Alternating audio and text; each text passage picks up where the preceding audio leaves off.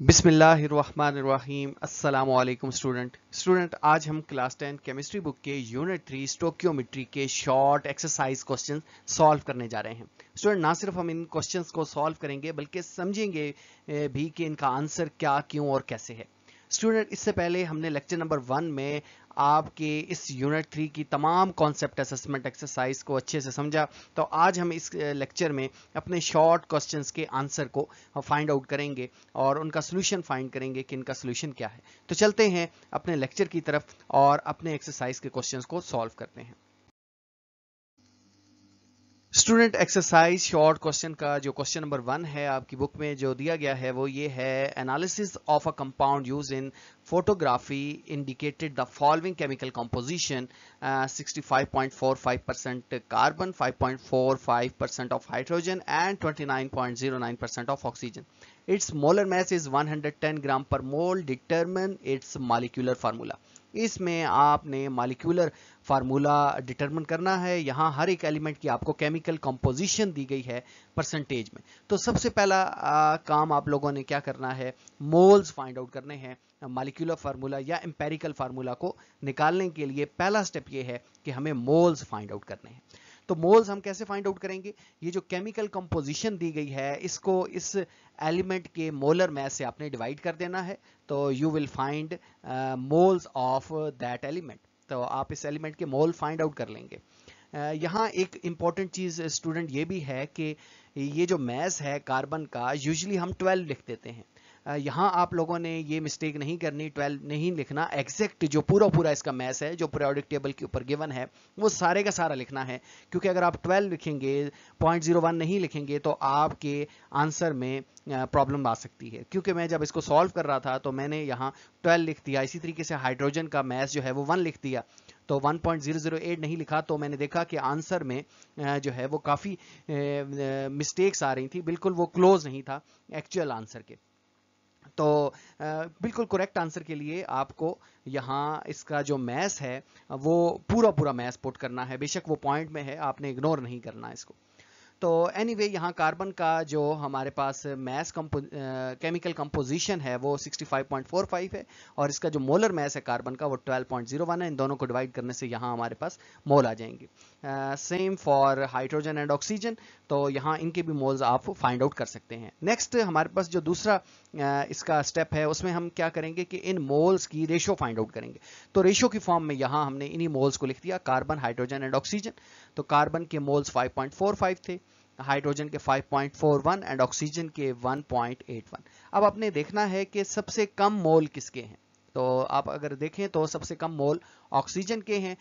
जिसके सबसे कम मोल होंगे उसी को आपने सबसे डिवाइड कर देना है। तो 1.81 मोल्स को हमने सब की रेशो के साथ डिवाइड कर दिया। अगर आप डिवाइड करें तो यहाँ भी 3, यहाँ भी 3 और यहाँ 1 आएगा। अच्छा, अब यहाँ अगर आप देखें तो ज़रूरी नहीं है कि ये पूरा 3 आए। इन दोनों में से किसी एक का जो है वो पूरा एग्जैक्ट 3 नहीं आता, लेकिन अगर अप्रॉक्सीमेटली भी है तो आप 3 लिखते हैं। जैसे फॉर एग्जांपल 2.9 आता है तो आप उसको 3 लिखते हैं। 2.87 या 86 भी आता है तब भी आप उसको 3 लिख सकते हैं। लेकिन अगर बहुत बड़ा डिफरेंस है, 2.5 आ रहा है, फिर आप 3 नहीं लिखेंगे। फिर उसको करने का एक और मेथड है, वो हम आगे इंशाल्लाह सीखेंगे। यहाँ आप सिर्फ जस्ट ये देखें कि हमने इनके अलग अलग इनको डिवाइड करने से इनकी जो अप्रॉक्सीमेटली रेशियोज आ रही थी वो हमने यहाँ लिख दी। तो ये जो हमारे पास रेशियो आई है बेसिकली ये एम्पेरिकल फार्मूला है। यानी आप कार्बन के साथ सबस्क्रिप्ट में 3 लिखते हैं, हाइड्रोजन के साथ भी और ऑक्सीजन के साथ भी 1 लिखते हैं। अच्छा, ये ऑक्सीजन के साथ वैसे यहाँ 1 नहीं लिखा जाता, ये अप्रोप्रिएट वे नहीं है इस 1 लिखने का, लेकिन चूंकि यहाँ इसकी रेशियो 1 थी तो समझाने के लिए मैंने यहाँ 1 लिख दिया। अब स्टूडेंट आपने क्या करना है नेक्स्ट, हमने क्योंकि मॉलिक्यूलर फार्मूला फाइंड आउट करना है तो आपने मोलर मास फाइंड आउट कर लेना है एम्पेरिकल फार्मूला का। इस एम्पेरिकल फार्मूला का मोलर मास फाइंड आउट करें। मोलर मास आपको पता है 3 into C plus 3 into hydrogen और 1 इंटू ऑक्सीजन। तो यहाँ इनके कार्बन के मोलर मैसेज ऐड कर दें, हाइड्रोजन का 1 और ऑक्सीजन का 16, और इस सब को ऐड करने से यू विल हैव 55.05 ग्राम पर मोल। तो इस तरह आपके पास मोलर मैस आ जाएगा इस एम्पेरिकल फार्मूला का। अब स्टूडेंट आपने क्या करना है, अब आपने रेशियो निकालनी है between molar mass and empirical formula of molar mass. अब मोलर मास जो है 110 है और एम्पेरिकल फार्मूला का जो मोलर मास है वो हमारे पास 55 है। इन दोनों की रेशियो फाइंड आउट करनी है। तो इन दोनों की अगर हम रेशियो फाइंड आउट करें तो वी विल हैव 2। यहाँ हमारे पास 2 आता है। अब आपने 2 को इस इंपेरिकल फार्मूला के साथ मल्टीप्लाई कर देना है, तो देन आपके पास मॉलिक्यूलर फार्मूला आ जाएगा। जैसे यहाँ इस कार्बन के 3 एटम है, हाइड्रोजन की भी 3 है, ऑक्सीजन की भी ऑक्सीजन का 1 है, तो 2 आप मल्टीप्लाई करें तो यहाँ कार्बन के 6, हाइड्रोजन के 6 और ऑक्सीजन के 2। तो ये इस तरह मॉलिक्यूलर फार्मूला हम फाइंड आउट कर लेंगे। नेक्स्ट मूव करते हैं क्वेश्चन नंबर 2 की तरफ। स्टूडेंट, जो क्वेश्चन नंबर 2 हमारे पास है वो ये है कि how many moles of HCl will produce when 125 gram of aluminium trichloride are reacted with excess of water. यहाँ उसकी केमिकल इक्वेशन दी गई है। यहाँ आपसे फाइंड आउट करवाए जा रहे हैं number of moles of HCl कि HCl के कितने मोल्स प्रोड्यूस होंगे।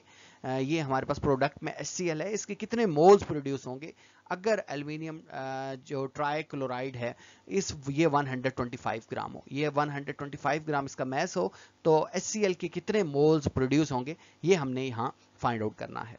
तो सबसे पहले हम इसी इक्वेशन को दोबारा लिख लेते हैं। अब हमने सिर्फ जस्ट एल्यूमिनियम ट्राइक्लोराइड और HCl का रिलेशन देखना है।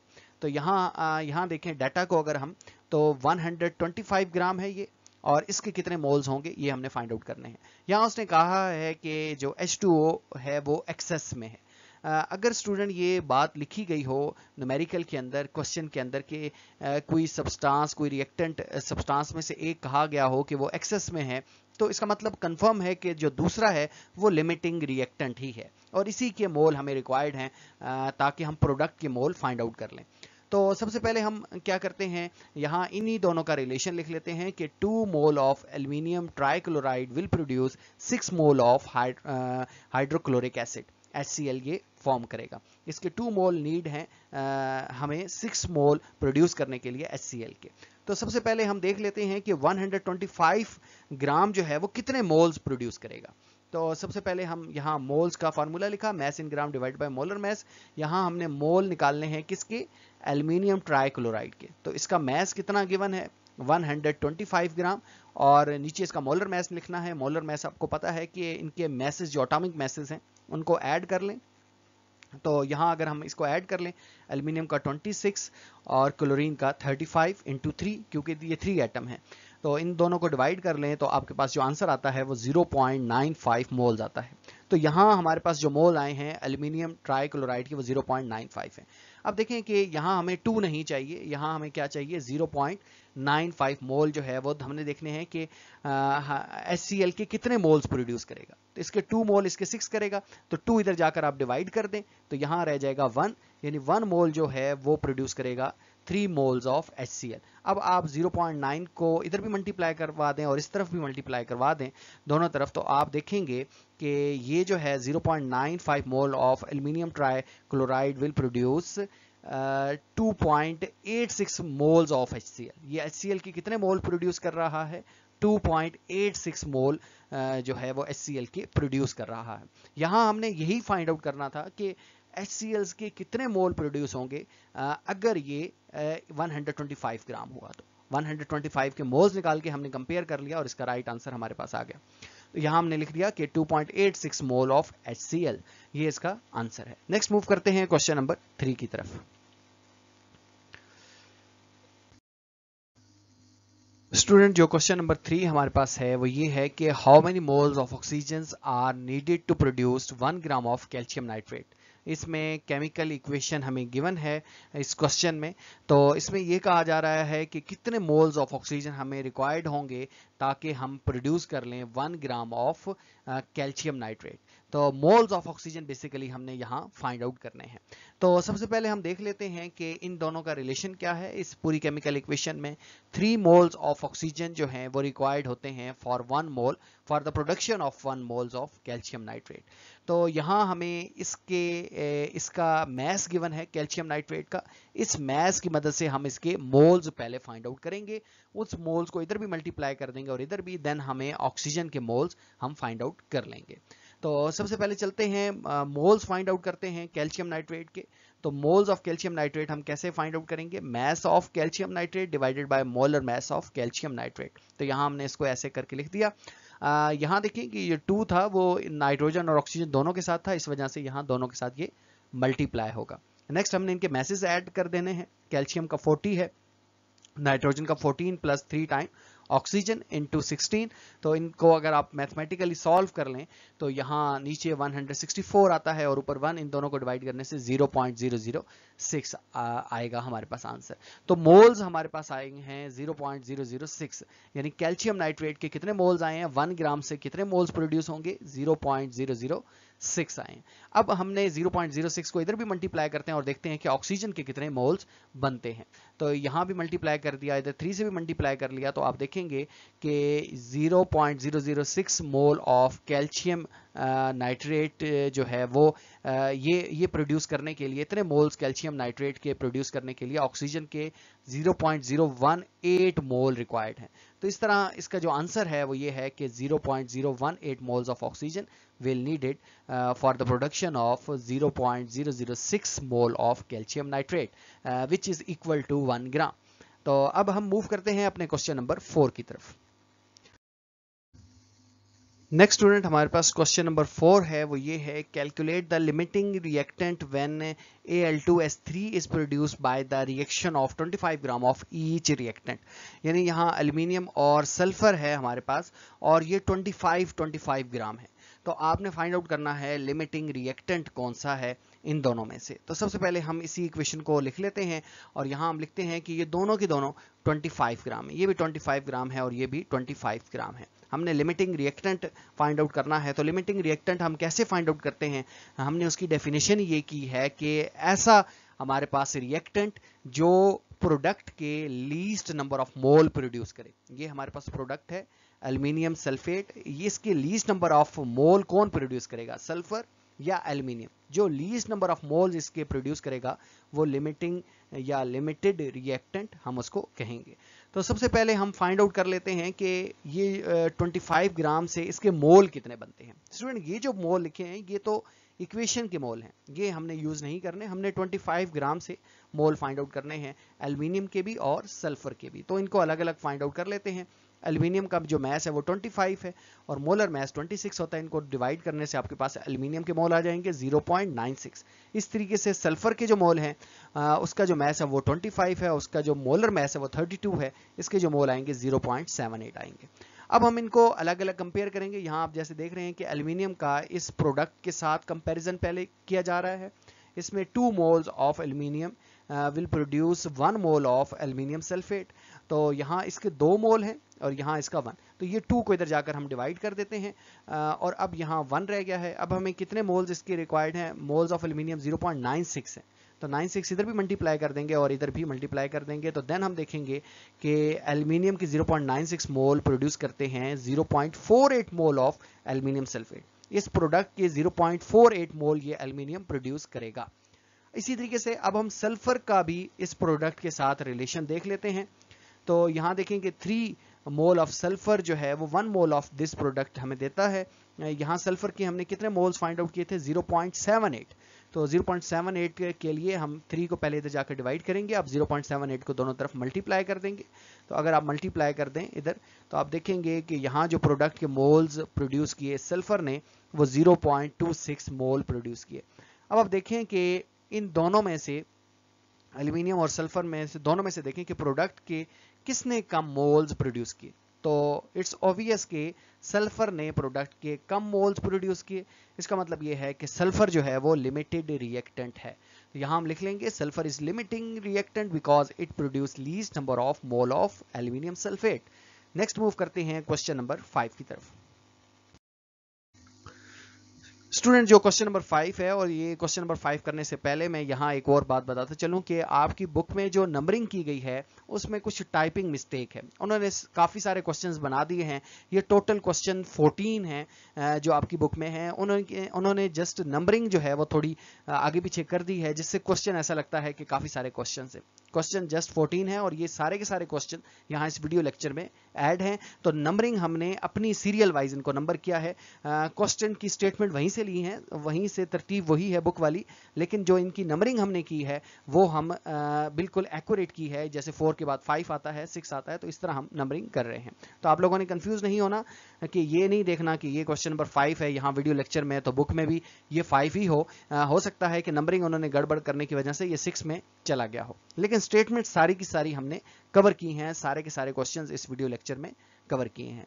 एनीवे, क्वेश्चन नंबर 5 जो हमारे पास है वो ये है, calculate the empirical and molecular formula of a compound from the following data. अब अगेन हमने एम्पेरिकल और मॉलिक्यूलर दोनों फार्मूला फाइंड आउट करने हैं इन केमिकल कंपोजिशन से। तो सबसे पहले हम मोल फाइंड आउट करते हैं। इस तरह का क्वेश्चन हम पीछे भी करके आए हैं, तो मैं आपको सजेस्ट करूंगा कि आप पहले खुद से करें और एंड में इस वीडियो लेक्चर को ना देखें, एंड में जस्ट आंसर उसके साथ मैच करें कि आपने सही किया। अगर कोई क्यूरी है, कोई समझ नहीं आती, देन आप इस वीडियो लेक्चर को देखें, क्योंकि इस तरह का क्वेश्चन हमने पहले भी किया। अगर आप देखकर करते रहेंगे तो आप फिर लर्न सही अच्छे से नहीं करेंगे। इसके लिए ज़रूरी है कि आप खुद से प्रैक्टिस करें और खुद से आप इसको सॉल्व करने की कोशिश करें। तो यहाँ हमने सबसे पहले इसके मोल्स फाइंड आउट कर लेने हैं, सोडियम के मोल्स। इसकी जो केमिकल कंपोजिशन है उसको डिवाइड कर देना है इसके मोलर मास से, और वो 20.2 है। इसको 23 से आप डिवाइड कर दें तो ये 0.87 आता है। इसी तरीके से सल्फर की भी और ऑक्सीजन की भी हमने फाइंड आउट कर ली। अब स्टूडेंट, हम इनकी रेशियो की फॉर्म में हम इनके मोल्स को लिख देंगे। सोडियम, सल्फर और ऑक्सीजन के, सोडियम के 0.87 है, सल्फर के 1.17 है और ऑक्सीजन के 2.63 है। अब इनमें से हमने देखना है कि सबसे कम रेशो किसकी है, तो वो है सोडियम की। तो सोडियम की रेशो को सबके साथ आपने डिवाइड कर देना है। यहाँ 1 आएगा आपके पास, यहाँ 1.34 आएगा और यहाँ 3 आएगा। अब यहाँ देखें कि ये डेसिमल आ गया है, ये इसको आपने इस डेसिमल पॉइंट को यहाँ से ख़त्म करना है।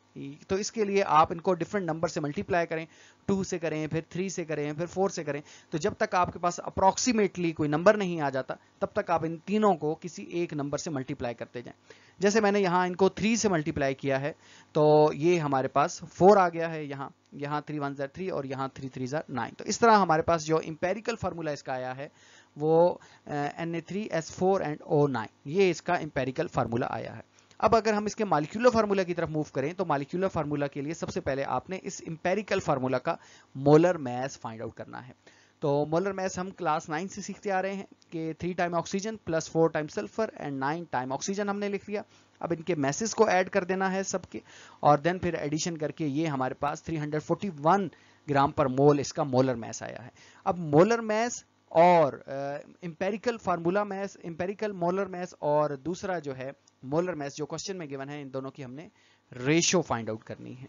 तो इन दोनों को अगर आप डिवाइड कर दें तो आपके पास जो रेशो, इसकी कॉमन रेशो आती है वो 2 है। अब आप इंपेरिकल फार्मूला को 2 से मल्टीप्लाई कर लें, then you will have molecular formula. तो आप 2 से मल्टीप्लाई कर दें तो यहाँ 6, 8 और 18 आता है। स्टूडेंट, एक और मैं यहाँ एक और बात बताता चलूँ कि जो इससे हमारा प्रीवियस लेक्चर था, लेक्चर नंबर 1, वहाँ इंपेरिकल फार्मूला फाइंड आउट करते हुए एक छोटी सी मिस्टेक हो गई है, और वहाँ ये जो इंपेरिकल फार्मूला ये जो ऊपर लिखा है वो यहाँ नहीं लिखा गया। गालबन क्वेश्चन नंबर 7 है, अब मुझे याद नहीं है, और ये वहाँ नहीं लिखा गया, और ये लेकिन मैंने वहाँ कमेंट सेक्शन में कमेंट जो है वो पिन कर दिया है, वो आप उसकी करेक्शन कर लीजिएगा।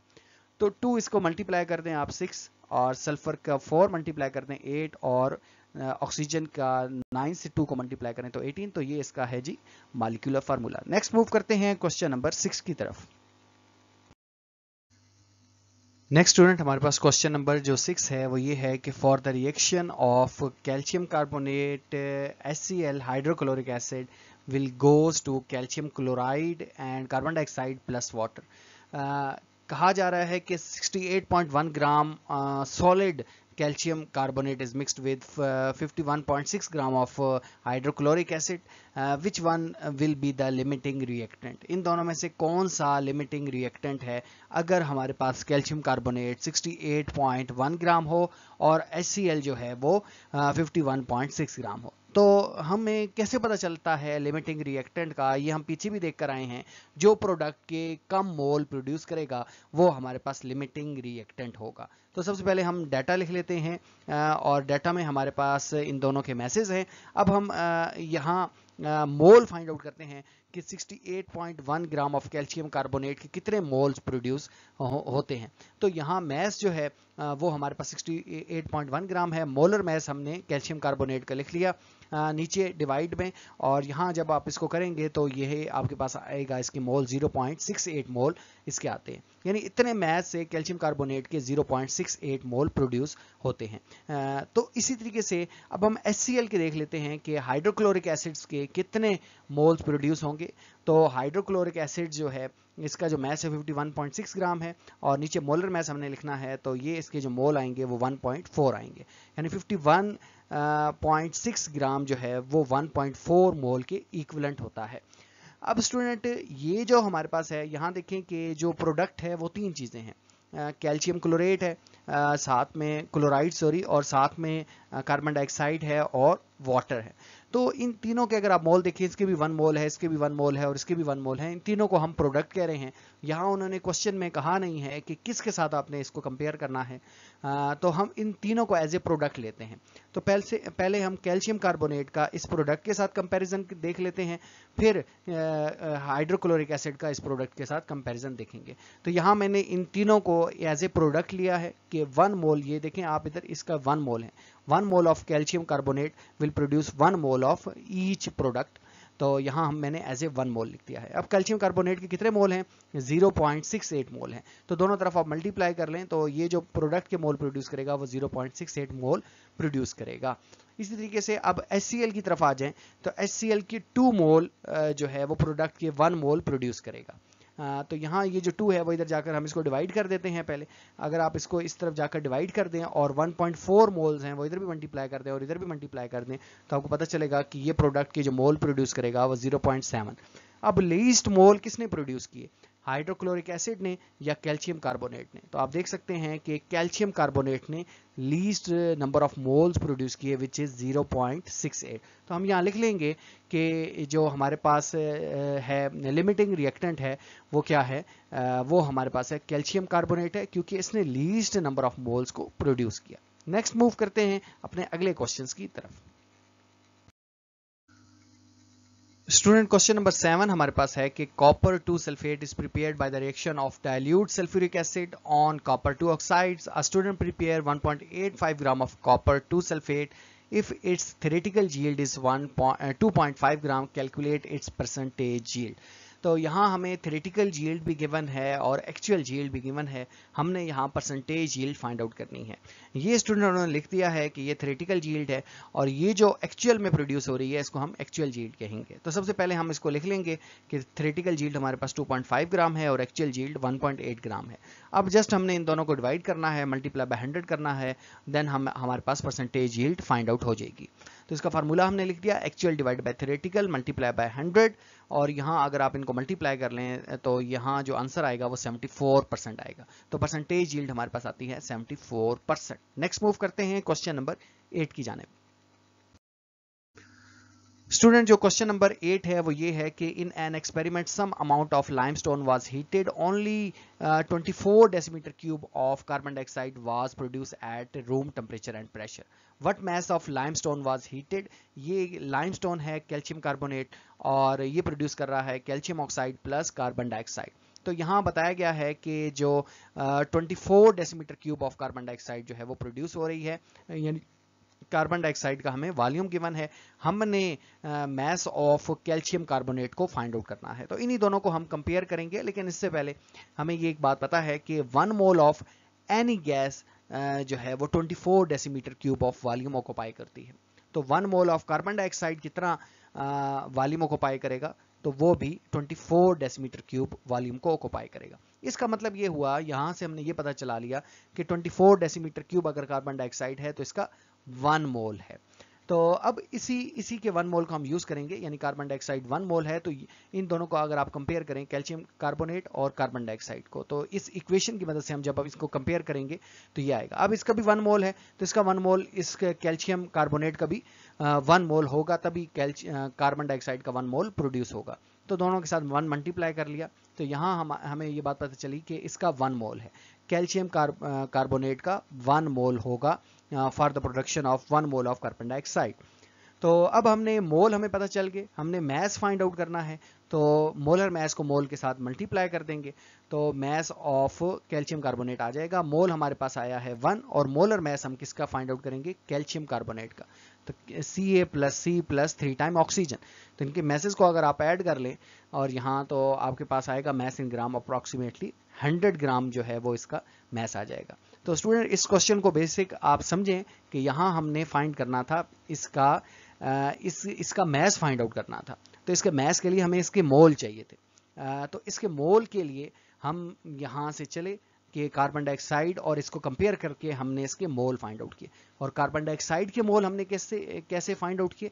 By the help of this volume. हमने कहा कि अगर किसी भी गैस का वॉल्यूम जो है वो 24 डेसीमीटर क्यूब होता है 1 मोल का वॉल्यूम, तो कार्बन डाइऑक्साइड के भी 1 मोल का वॉल्यूम जो है वो 24 डेसीमीटर क्यूब ही होगा। तो आप इसको दोबारा समझिए, आई होप कि आपको समझ आ जाएगी। नेक्स्ट मूव करते हैं क्वेश्चन नंबर 9 की तरफ। स्टूडेंट क्वेश्चन नंबर 9 हमारे पास है कि for the reaction of ethene C2H4 with oxygen to form water and carbon dioxide, what number of moles of carbon dioxide can be produced by the reaction of 0.480 mole of ethene and 1.08 mole of oxygen, which reactant will be left unreacted. तो यहाँ दो चीजें पूछी गई हैं। एक हमसे पूछा गया है number of moles of carbon dioxide और दूसरा हमसे पूछा गया है कि इन दोनों में से कौन सा रिएक्टेंट जो है वो अनरिएक्टेड है, लेफ्ट अनरिएक्टेड यानी लिमिटेड कौन सा है, और दूसरा एक्सेस पे कौन सा है। जो एक्सेस में होगा वो लेफ्ट अनरिएक्टेड होगा। तो इसी तरीके से अब हम सबसे पहले इस इक्वेशन को लिख लेते हैं। यहाँ हम इस डाटा को भी लिख लेते हैं कि इसके जो हमारे पास मोल गिवन है इथीन के वो 0.480 हैं, इसी तरीके से ऑक्सीजन के हमारे पास हैं 1.08। ये स्टूडेंट यहाँ से पिक किए गए हैं क्वेश्चन में से। कार्बन डाइऑक्साइड के कितने मोल्स प्रोड्यूस होंगे ये हमने फाइंड आउट करने हैं। तो इनको बारी बारी हम इक्वेट करेंगे, यानी इथीन को कार्बन डाइऑक्साइड के साथ पहले कर लेते हैं। तो इथीन का 1 मोल जो है वो इसके 2 मोल प्रोड्यूस करता है। अब इसके मोल्स कितने हैं? 0.48 को इधर भी मल्टीप्लाई कर लें और इस तरफ भी मल्टीप्लाई कर लें तो आप देखेंगे कि ऑक्सीजन के जो मोल आए हैं, सॉरी कार्बन डाइऑक्साइड के जो मोल आए हैं वो 0.96 मोल प्रोड्यूस होंगे if ethene has 0.480 number of moles. तो इसके साथ अब हम कंपेयर करते हैं ऑक्सीजन को कार्बन डाइऑक्साइड के साथ। तो ऑक्सीजन को कार्बन डाइऑक्साइड के साथ अगर आप कंपेयर करें तो ऑक्सीजन के 3 मोल हैं और कार्बन डाइऑक्साइड के 2 मोल्स हैं। हमने इसको लिख लिया। अब यहाँ देखें कि 3 इधर जाकर आपने पहले डिवाइड कर देना है और देन आपने ऑक्सीजन के 1.08 मोल इधर भी मल्टीप्लाई करने हैं और इधर भी मल्टीप्लाई करने हैं। तो दोनों तरफ अगर आप मल्टीप्लाई कर लें तो आप देखेंगे कि जो कार्बन डाइऑक्साइड के ये जो मोल प्रोड्यूस कर रहा है वो 0.72 मोल प्रोड्यूस कर रहा है। अब आप मुझे बताएं कि कौन सा रिएक्टेंट जो है वो लिमिटेड है इन दोनों में से, मीथेन में से, सॉरी इथीन है ये, इथीन में से और ऑक्सीजन में से कौन सा लिमिटेड रिएक्टेंट है? तो वो लिमिटेड होगा जो प्रोडक्ट के least number of moles produce करेगा। तो लीस्ट नंबर ऑफ मोल्स कौन प्रोड्यूस कर रहा है? ये हमारे पास ऑक्सीजन। तो ऑक्सीजन जो है वो लिमिटेड है, तो ऑक्सीजन जल्दी कंज्यूम हो जाएगा और एक्सेस में कौन होगा? इथीन होगा। तो इथीन अगर एक्सेस में है तो ये जो है रिएक्टेंट लेफ्ट अनरिएक्टेड भी होगा। तो अब हम यहाँ इसको लिख लेंगे कि 0.72 moles of carbon dioxide will produce, यानी इसके 0.72 मोल्स प्रोड्यूस होंगे। मोल्स हमने कार्बन डाइऑक्साइड के ये भी थे और ये भी थे। ये क्यों यूज किए? क्योंकि ऑक्सीजन सारे के सारा जलने तक इतने मोल्स प्रोड्यूस होंगे क्योंकि ये लिमिटेड है। तो लेकिन इथीन जो है वो विल लेफ्ट अनरिएक्टेड क्योंकि ये एक्सेस में है, ये ज्यादा मोल प्रोड्यूस कर सकता है। नेक्स्ट मूव करते हैं अपने क्वेश्चन नंबर 10 की तरफ। स्टूडेंट जो क्वेश्चन नंबर 10 हमारे पास है वो ये है कि give 48 gram of methane CH4 and excess oxygen, calculate the number of carbon dioxide gas produce at room temperature and pressure. यहाँ मीथेन गैस है और इसका ऑक्सीजन के साथ रिएक्शन है और एक्सेस ऑक्सीजन के साथ। ये इक्वेशन गिवन नहीं थी क्वेश्चन में, ये मैंने खुद लिखी है कि मीथेन जब भी ऑक्सीजन के साथ रिएक्शन करेगा तो यहाँ कार्बन डाइऑक्साइड, वाटर और साथ में हीट भी मिलती है, लेकिन उसका यूज नहीं था तो यहाँ मैंने नहीं लिखा। वैसे ये कंप्लीट अगर आप केमिकल इक्वेशन लिखेंगे तो आपको हीट भी लिखना है। तो यहाँ देखें कि मीथेन है और वो 48 ग्राम है। यहाँ हम लिख लेंगे 48 ग्राम हमारे पास मीथेन है और कार्बन डाइऑक्साइड जो है उसका हमने वॉल्यूम फाइंड आउट करना है। तो पहले हम इस 48 ग्राम ऑफ मीथेन से फाइंड आउट कर लेते हैं कि इसके मोल कितने होंगे। तो 48 ग्राम के अगर हम मोल की तरफ जाएं तो मोल इसके जो 48 ग्राम से प्रोड्यूस होंगे वो होंगे तकरीबन 3 मोल, यानी 3 mole of methane will produce जो है वो 3 मोल ऑफ कार्बन डाइऑक्साइड। ये कार्बन डाइऑक्साइड के 3 मोल प्रोड्यूस करेगा। अगर इसके 3 मोल हुए तो कार्बन डाइऑक्साइड के 3 मोल प्रोड्यूस होगा। ये हमने यहाँ से इन दोनों को इक्वेशन से उठाया, इसका भी 1 मोल, इसका भी 1 मोल, यहाँ इक्वेशन से उठाकर इनके साथ 3 मल्टीप्लाई कर लिया। तो ये हमें पता चला कि हमारे पास जो कार्बन डाइऑक्साइड के जो मोल प्रोड्यूस होंगे वो 3 होंगे। हमने कैलकुलेट करना है, वॉल्यूम कैलकुलेट करना है। तो यहाँ हमने लिख लिया कि 1 mole of any gas will occupy 24 decimetre cube volume. अगर 1 मोल हो तो वो 24 डेसीमीटर क्यूब वॉल्यूम को ऑक्यूपाई करता है। तो 3 मोल होंगे तो वो कितना को ऑक्यूपाई करेगा, 3 को मल्टीप्लाई कर देंगे, सिंपल इज दैट। तो 3 को आप इधर भी मल्टीप्लाई कर दें, इधर भी मल्टीप्लाई कर दें, तो आपको पता चलेगा कि 72 डेसीमीटर क्यूब जो है वो 3 मोल ऑफ कार्बन डाइऑक्साइड जो है वो ऑक्यूपाई करेगा वॉल्यूम को। नेक्स्ट मूव करते हैं स्टूडेंट क्वेश्चन नंबर 11 की तरफ। स्टूडेंट जो क्वेश्चन नंबर 11 है हमारे पास वो ये है, कैलकुलेट एम्पेरिकल फार्मूला। अब ये तीसरी दफा क्वेश्चन आ रहा है, रिपीट हो रहा है। अब आपको खुद करना चाहिए। अगर अभी भी आप खुद नहीं कर सकते तो आपको शुरू की जो क्वेश्चन हैं उनको दोबारा देखें और इसको लाजमी तौर पर खुद करें। एनीवे क्वेश्चन ये है कि हमने एम्पेरिकल फार्मूला फाइंड आउट करना है जिसमें 40% कार्बन है, 6.7% हाइड्रोजन है एंड 53.3% ऑक्सीजन है बाय मास। तो केमिकल कंपोजिशन हमें दी गई है। हम सबसे पहले मोल्स फाइंड आउट करते हैं। आपको पता है यहाँ कार्बन का 40 केमिकल कंपोजिशन है और divided by it's molar mass, तो यहाँ हमारे पास मोल आ जाएंगे। इसी तरीके से हाइड्रोजन की भी केमिकल कंपोजिशन को इसके मोलर मास से आप डिवाइड कर दें तो आपके पास मोल आ जाते हैं। इसी तरीके से ऑक्सीजन का भी। अब हमने number of moles find out करने हैं। मोल्स रेशियो लिखेंगे, कार्बन, हाइड्रोजन और ऑक्सीजन की। कार्बन की 3.3, हाइड्रोजन की 6.65 एंड ऑक्सीजन की 3.3। तो इनमें से छोटा नंबर 3.33 है, वो आप डिवाइड कर दें सबके साथ। तो सबके साथ डिवाइड करने से यहाँ 1 आएगा, यहाँ भी 1 आएगा और यहाँ लेकिन अप्रॉक्सीमेटली 2 आता है, नॉट एग्जैक्ट 2 लेकिन अप्रॉक्सीमेटली ये 2 ही आता है।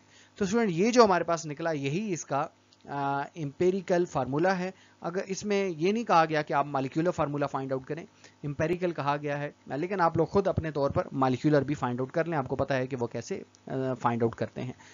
यहाँ कार्बन का 1 एटम, हाइड्रोजन के 2 और ऑक्सीजन के 1। अब ये सबस्क्रिप्ट में 1 नहीं लिखा जाता है, इसको आप इस तरह से CH2O लिखते हैं। तो ये इसका अप्रोप्रिएट वे है। नेक्स्ट मूव करते हैं क्वेश्चन नंबर 12 की जानिब। स्टूडेंट क्वेश्चन नंबर 12 हमारे पास है कि a solution is prepared by dissolving 10 gram of sodium chloride in water to make the total volume of 500 centimeter cube. Calculate the concentration of solution in gram per decimeter cube and mole per decimeter cube. यहाँ आपने concentration find out करनी है। Concentration basically हमारे पास concentration किस में find out करते हैं, molarity. Molarity इसकी एक यूनिट है कंसंट्रेशन फाइंड आउट करने की। तो हम बेसिकली मोलैरिटी फाइंड आउट करेंगे। तो अब हमारे पास जो मास ऑफ NaCl सोल्यूशन का है वो कितना है, 10 ग्राम है। इसी तरीके से जो वॉल्यूम ऑफ सोल्यूशन है वो हमारे पास 500 सेंटीमीटर क्यूब है। इसको हम डेसीमीटर क्यूब में कन्वर्ट करेंगे क्योंकि आंसर में दोनों जगहों पे ग्राम पर डेसीमीटर क्यूब और मोल पर डेसीमीटर क्यूब। तो डेसीमीटर क्यूब में करने के लिए आप डिवाइड बाय 1000 करते हैं तो ये डेसीमीटर क्यूब में चला जाता है। अब मोलैरिटी जो है in gram per decimetre cube is equal to mass in gram divide by decimetre cube of solution. तो मास इन ग्राम हमारे पास कितना है, मास इन ग्राम हमारे पास है जी 10 है और डेसीमीटर क्यूब जो है ऑफ सोल्यूशन का 0.5 है। ये तो इन दोनों को अगर आप डिवाइड कर लें तो आपके पास जो आंसर आता है वो 20 ग्राम पर डेसीमीटर क्यूब आ जाएगा। तो ये हमने मोलैरिटी इन gram per decimetre cube find out की है। ये अगर वैसे आमतौर पर मोलैरिटी का जो फार्मूला होता है वो मोल्स पर डेसीमीटर क्यूब होता है, लेकिन यहाँ उसने कहा था कि ग्राम per decimetre cube find out करें, तो यहाँ हमने मोल्स नहीं लिखा, मास ओवर डेसीमीटर क्यूब पर सोल्यूशन लिख दिया है। नेक्स्ट इसी तरीके से अब हमने मोलैरिटी फाइंड करनी है मोल्स पर डेसीमीटर क्यूब। तो वो हमारे पास फार्मूला जो है moles of solute divide by decimetre cube of solution, इसको लेकर चलेंगे। तो मोल्स हमारे पास सबसे पहले मोल फाइंड आउट कर लेते हैं। मोल्स कैसे आएंगे, mass in gram divide by molar mass. तो मास कितना है 10 ग्राम और मोलर मास किसका, NaCl का 58 होता है। इन दोनों को डिवाइड करें तो ये मोल्स आ जाएंगे। मोल यहाँ ऊपर लिखे, नीचे डेसीमीटर क्यूब विच इज 0.5, तो ये आपके पास आता है 0.34 मोल पर डेसीमीटर क्यूब। अब हम मूव करते हैं क्वेश्चन नंबर 13 की जानिब। स्टूडेंट क्वेश्चन नंबर 13 हमारे पास है कि इन are titration 25 centimetre cube of 0.10 mole per decimetre cube sodium hydroxide NaOH solution neutralized 20.0 centimetre cube of HCl solution, calculate the concentration of HCl solution in mole per decimeter cube. तो पहले data लिख लेते हैं। यहाँ देखें volume हमारे पास है सोडियम हाइड्रोक्साइड का, इसको हमने V1 कह दिया, विच इज 25 सेंटीमीटर क्यूब, और इसकी ये जो मोल पर डेसीमीटर क्यूब है ये मोलैरिटी की यूनिट है, और ये कितना है 0.10, इसको हमने M1 से लिख दिया। इसी तरीके से इसको न्यूट्रलाइज करने के लिए हमने HCl डाला, यानी ये बेसिक है सोल्यूशन, इसको एसिडिक बनाने के लिए, इसकी बेसिसिटी को ख़त्म करने के लिए हमने इसमें एसिड डाला, और इसका वॉल्यूम जो था वो था 20.0 सेंटीमीटर क्यूब ये। और जब आपने इसके अंदर एसिड डाला तो देन आपने इसकी कंसंट्रेशन फाइंड आउट करनी है कि अब इसकी कंसंट्रेशन कितनी हो जाएगी, इसको हमने M2 से रिप्रेजेंट किया। यहाँ एक और चीज़ देखें कि ये जो सेंटीमीटर क्यूब है इसको हमने डेसीमीटर क्यूब में कन्वर्ट करने के लिए डिवाइड बाय 1000 किया, इसको भी V1 को भी और V2 को भी।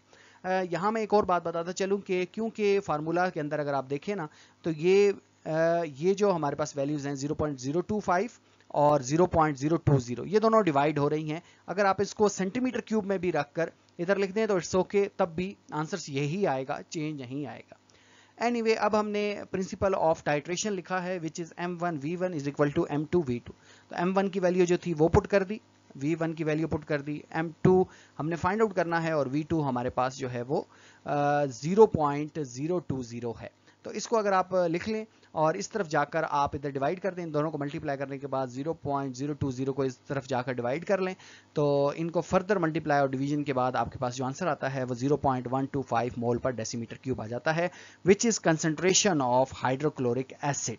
तो इस तरह हमने इसको फाइंड कर लिया। अब हम मूव करते हैं अपने लास्ट क्वेश्चन की तरफ, विच इज क्वेश्चन नंबर 14।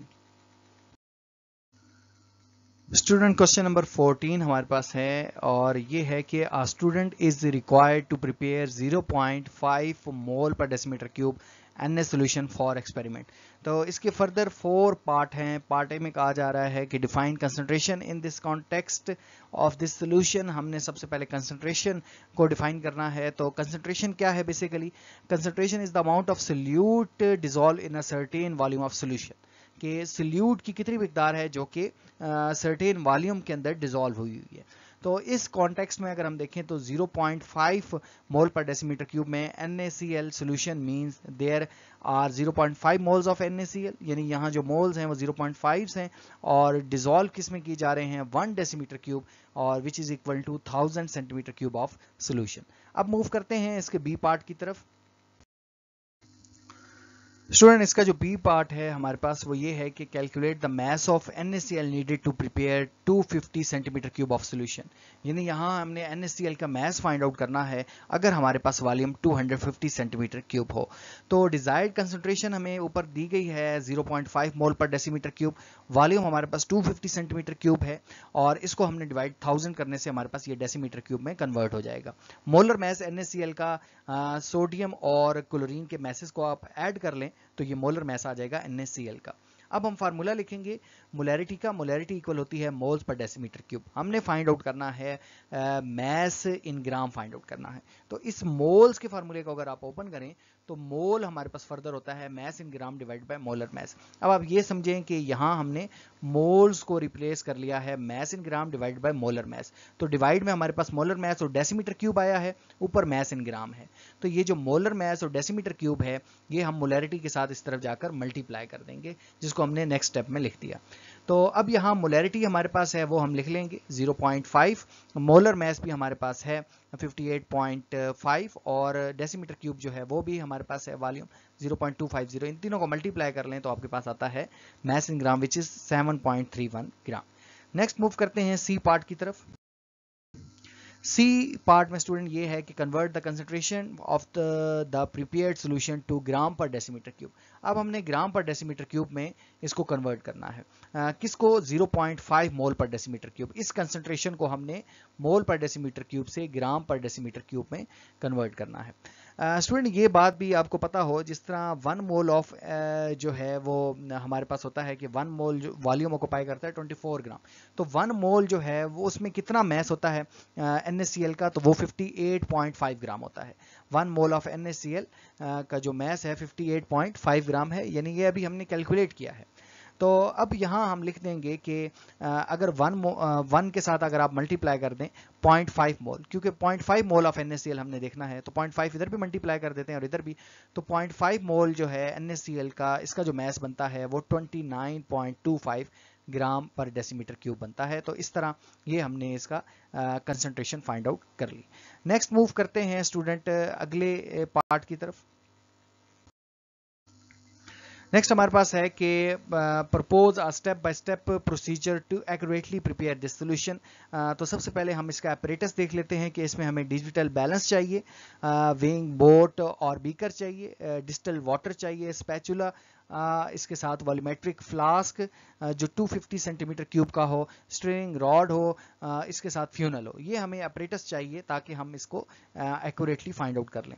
तो अब अच्छा स्टूडेंट, अब हमने मूव करना है प्रोसीजर की तरफ। तो प्रोसीजर में ये डिफरेंट स्टेप्स हैं। पहले स्टेप में आपने क्या करना है, सल्यूट का वेट मेजर करना है, और ये हमने फाइंड आउट आप पहले कर लेंगे कि कितना अमाउंट का आपने सल्यूट इसमें ऐड करना है। तो ये तकरीबन 7.31 ग्राम ऑफ NaCl जो है वो इसके अंदर ऐड करेंगे for the preparation of 250 centimetre cube of solution.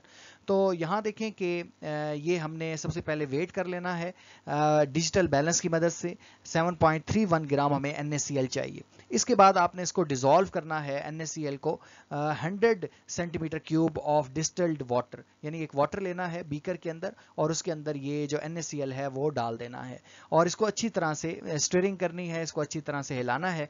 अब इसको जब ये सोल्यूशन प्रिपेयर हो जाएगा, यानी NaCl को आपने वाटर के अंदर डाल दिया, तो आप इसको ट्रांसफर करेंगे वॉल्यूमेट्रिक फ्लास्क के अंदर with the help of funnel और इसको अच्छी तरह से वहां ट्रांसफर कर लेंगे।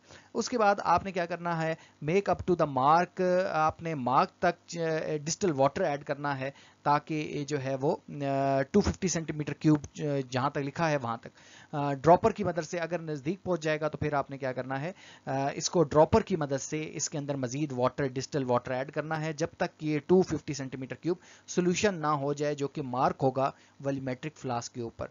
फिर सॉल्यूशन को अच्छी तरह से मिक्स करना है और stopper the flask and invert it several times to ensure uniform mixing, ताकि इसकी यूनिफॉर्म मिक्सिंग हो जाए। तो इस तरह हमारे पास ये सॉल्यूशन प्रिपेयर हो जाएगा जिसका वॉल्यूम जो है वो 250 सेंटीमीटर क्यूब होगा। तो स्टूडेंट, इसके साथ हमने अपने एक्सरसाइज के सारे क्वेश्चन जो है वो उनको समझ लिया, उनको सॉल्व कर लिया। अगर कोई भी क्यूरी है या क्वेश्चन है तो कमेंट सेक्शन में लाजमी पूछिए।